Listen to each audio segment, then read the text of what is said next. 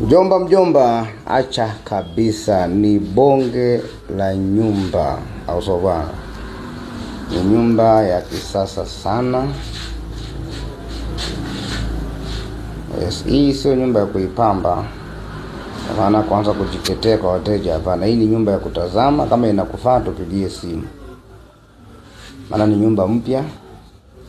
Hii nyumba kwa mwezi unaweza kukusanya ni 550,000, kwa sababu nje ina single 3 na ina nyumba kubwa 2 ambazo zote zina vyumba vitatu, au sio bwana? Ambapo hizo tumepangisha kwa 200,000 kwa mwezi. Nje kama mnavyoona kuna paving, dirisha zote aluminium, bati ni msaus, geti kubwa, parking ya kutosha. Nyumba iko barabarani kabisa. Yes. Halo, hii sio ya kukosa.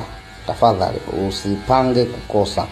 Na kama sio wewe unahitaji, labda una ndugu yako anahitaji hii nyumba, hakika atakuwa amebahatika kupata nyumba nzuri sana. Yes. Nyumba hii bwana inapatikana Mbeya mjini. Old Airport, sehemu moja inaitwa Moravian. Nyumba ya kisasa sana kama mnavyoitazama. Na kwa mahitaji ya vitu mbalimbali, kama vile kutaka nyumba kama hizi, au kupata magari, kupata pikipiki, kupata viwanja, kupata mashamba makubwa. Yes.